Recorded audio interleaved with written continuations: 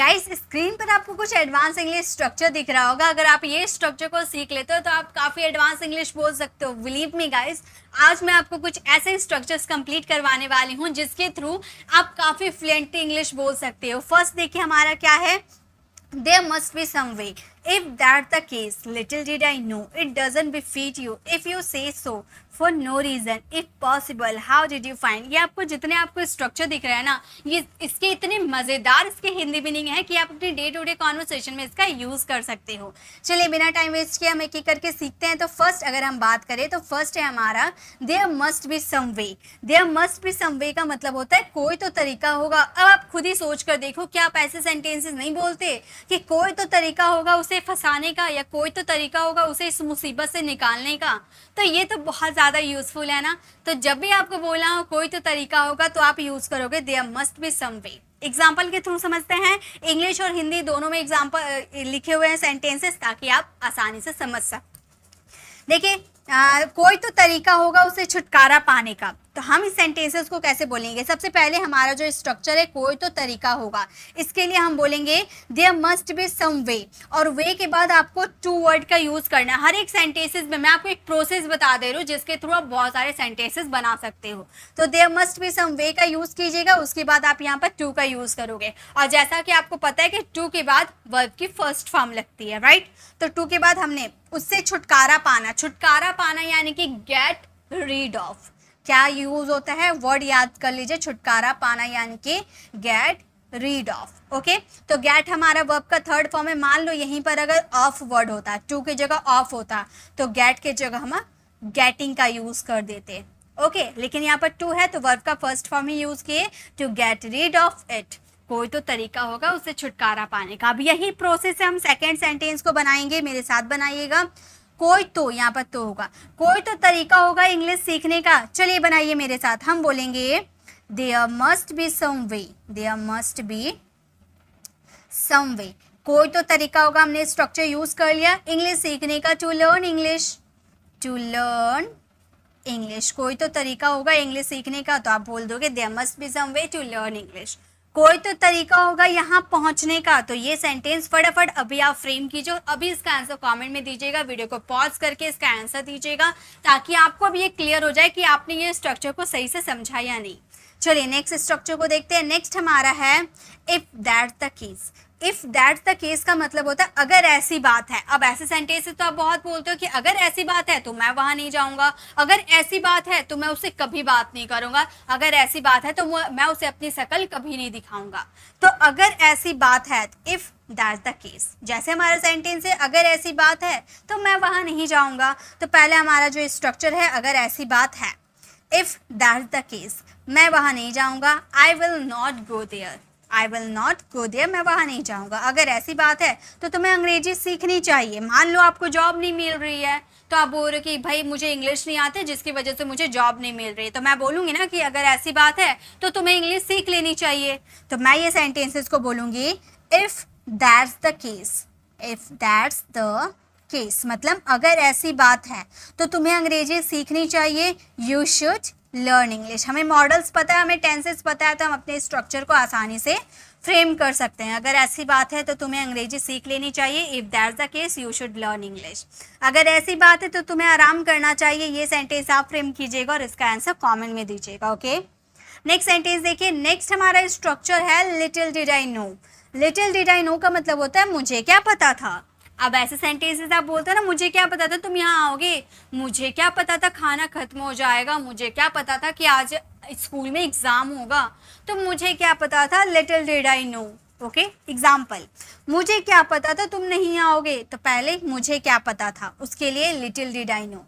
Keyword के लिए हमने दैट का यूज़ कर दिया, तुम नहीं आओगे, यू वुड नॉट कम। अब ये स्ट्रक्चर को मैं थोड़ा आपको समझाना चाहती हूँ। आप ये फर्स्ट सेंटेंस यहाँ तो गागे की है, तो आप सोचोगे मैम यहाँ तो विल का यूज़ होना चाहिए, मैंने तो वुड का यूज़ कर दिया।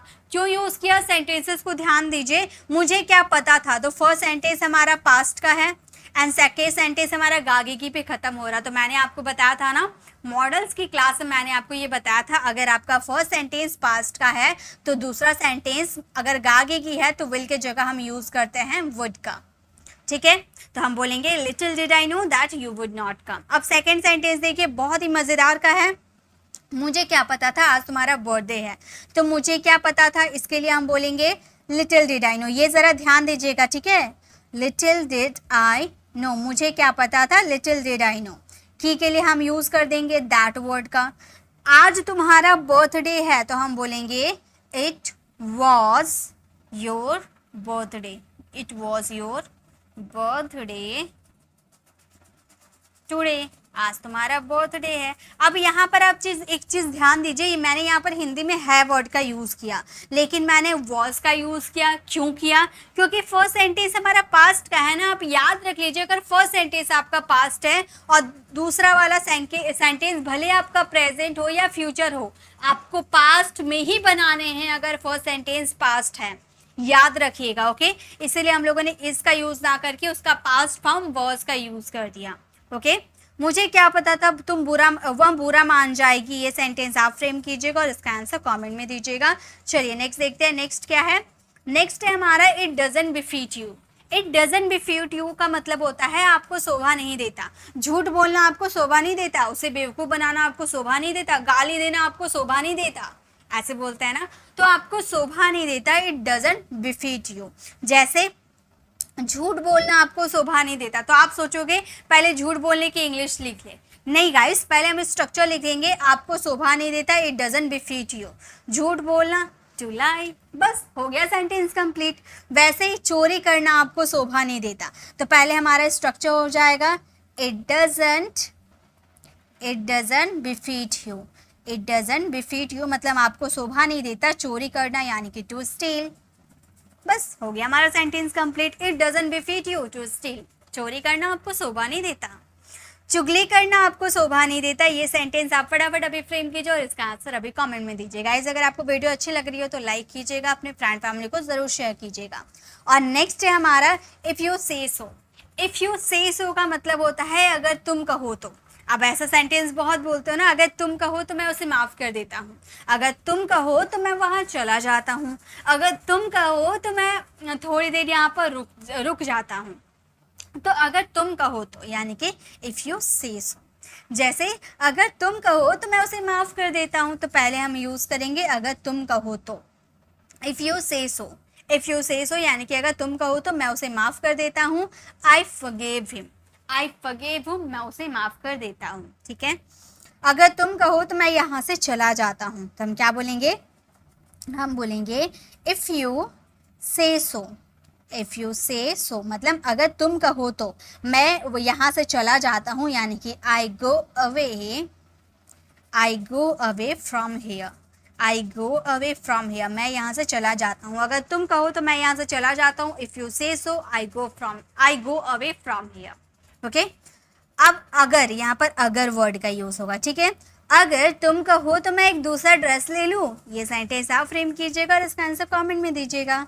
नेक्स्ट देखिए, नेक्स्ट स्ट्रक्चर क्या है, ये तो बड़ा मज़ेदार है। For no reason. For no reason का मतलब होता है फालतू में ही। फालतू में ही मैं यहाँ आ गई, फालतू में ही तुम बकवास कर रहे हो, फालतू में ही वो मुझे कॉल कर रहा है, तो फालतू में ही यानी कि फॉर नो रीज़न, बिना वजह के। ओके, जैसे हमारा सेंटेंस है फालतू में ही आपने नया फ़ोन खरीदा। आपके पास तो नया फ़ोन था, फालतू में ही आपने एक नया फ़ोन खरीदा, तो हम ये सेंटेंस को बोलेंगे आपने नया फ़ोन खरीदा। पहले इस वर्ड का यूज़ करेंगे you bought a new phone for no reason. You bought a new phone for no reason, फालतू में ही आपने एक नया फ़ोन खरीदा। फालतू में ही तुम यहाँ आ रहे हो, तो हम क्या बोलेंगे? तुम यहाँ आ रहे हो यानी कि यू आर कमिंग हियर। तुम यहाँ आ रहे हो, यू आर कमिंग हियर। फालतू में ही यानी कि फॉर नो रीज़न। फालतू में ही तुम यहाँ आ रहे हो, तो हम बोलेंगे you are coming here for no reason. फालतू में ही मैं वहाँ गई, ये सेंटेंस आप फ्रेम कीजिएगा और इसका आंसर कमेंट में दीजिएगा। चलिए नेक्स्ट देखते हैं। नेक्स्ट सेंटेंस क्या हमारा? नेक्स्ट है इफ़ पॉसिबल। इफ़ पॉसिबल का मतलब होता है हो सके तो। अब ऐसे सेंटेंस तो काफ़ी ज़्यादा बोलते हैं ना, हो सके तो मुझे माफ़ कर देना, हो सके तो तुम मेरी जगह पे काम कर लेना, हो सके तो आज तुम जल्दी आने की कोशिश करना। तो हो सके तो यानी कि इफ़ पॉसिबल, हो सके तो मुझे माफ़ कर देना। आप क्या बोलोगे? If possible forgive me. If possible forgive me, हो सके तो मुझे माफ कर देना। वैसे ही हो सके तो जल्दी आने की कोशिश करना, तो हो सके तो इसके लिए हम बोलेंगे इफ पॉसिबल। इफ पॉसिबल, हो सके तो जल्दी आने की कोशिश करना, यानी कि try to come early, try to come early. हो सके तो जल्दी आने की कोशिश करना, if possible try to come early. हो सके तो तुम अपना ख्याल रखना, ये सेंटेंस आप फ्रेम करना और इसका आंसर कमेंट में देना। नेक्स्ट वर्ड देखते, नेक्स्ट स्ट्रक्चर हम देखते हैं। नेक्स्ट स्ट्रक्चर है how did you find. How did you find यानी कि कैसा लगा। अब ऐसे हम बोलते हैं ना, कैसा लगा मेरा डीपी। अब आपने नया डीपी लगाया है व्हाट्सएप में, तो आप पूछते हो ना अपने फ्रेंड से, कैसा लगा मेरा डीपी, कैसा लगा मेरा नया ड्रेस, कैसा लगा मेरा आईफोन, है ना। तो कैसा लगा यानी कि हाउ डिड यू फाइंड। जैसे कैसा लगा मेरा मजाक, आपने किसी से मजाक किया और उसे पूछ रहे हो कैसा लगा मेरा मजाक, तो आप क्या बोलोगे, how did you find my joke. How did you find my joke यानी कि कैसा लगा मेरा मजाक।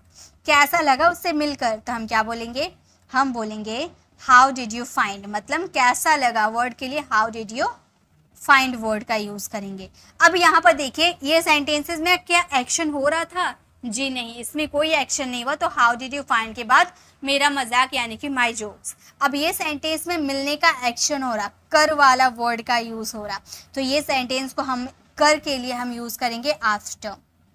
हमारा सेंटेंस हो गया how did you find after meeting her, यानी कि अगर आपका कोई एक्शन हो रहा, हाउ डिड यू फाइंड के सेंटेंस में अगर कोई एक्शन हो रहा तो आफ्टर प्लस V4 उसके बाद ऑब्जेक्ट यूज कर दोगे, how did you find after meeting her. Okay, कैसा लगा उससे बात करके, तो यहाँ पे एक्शन हो रहा है, ये सेंटेंस आप फ्रेम करना, आपको क्लियर हो जाएगा कि यहाँ पर क्या चीज का यूज करना है। तो गाइज ये थी आज की हमारी 8 स्ट्रक्चर। मैंने आज आपको 8 स्ट्रक्चर इस वीडियो में कवर करवाया है। तो ये 8 स्ट्रक्चर आपको दिख रहा है, इससे ज़्यादा नहीं, बस एक एक खुद का सेंटेंसेस। अभी मैंने एक तो आप लोगों को सेंटेंसेस दिया है, हर स्ट्रक्चर में एक एक सेंटेंस आप लोगों का होमवर्क है। उसे फ्रेम करने के बाद एक सेंटेंस खुद से सोचो और उसे फ्रेम करके मुझसे चेक कराओ, ताकि मुझे भी पता चले कि आप ये सेंटेंसेस यूज़ करते हो यानी अपनी डेली लाइफ में। और अगर ऐसा कोई स्ट्रक्चर है जो आप यूज़ करते हो बट उसकी इंग्लिश आपको नहीं समझ में आती है, तो मुझे कमेंट में ज़रूर बताना, मैं उसे नेक्स्ट वीडियो में कवर करने की पूरी कोशिश करूँगी। तो आज की क्लास आपको कैसी लगी कमेंट में ज़रूर बताइएगा। अच्छी लगी तो अपने फ्रेंड्स फैमिली को ज़रूर शेयर कीजिएगा। और इसी तरह से और भी स्ट्रक्चर आप सीखना चाहते हो तो लेफ्ट साइड क्लिक करके आप हमारी एडवांस इंग्लिश स्ट्रक्चर वाली वीडियोज़ को, अगर आप इसी तरह से एडवांस इंग्लिश स्ट्रक्चर की क्लास को विजिट करना चाहते हो तो लेफ्ट साइड क्लिक करके आप हमारी एडवांस इंग्लिश स्ट्रक्चर वाली क्लास को देख सकते हो। और राइट साइड क्लिक करके आप हमारे प्लेलिस्ट में जाकर जिस भी टॉपिक पे आपको कंफ्यूजन है वो टॉपिक वाली वीडियोस को ज़रूर विजिट कीजिएगा। आप हमारे चैनल पर नए हो, मेरे पढ़ाने का तरीका आपको पसंद आया तो सब्सक्राइब कर आने वाले बेल आइकन को ज़रूर प्रेस कीजिएगा, ताकि रोज़ आने वाली वीडियोज़ की नोटिफिकेशन आपको समय पर मिलती रहे। मिलते हैं नेक्स्ट ऐसे इन्फॉर्मेटिव वीडियोज़ के साथ, तब तक के लिए कीप लर्निंग।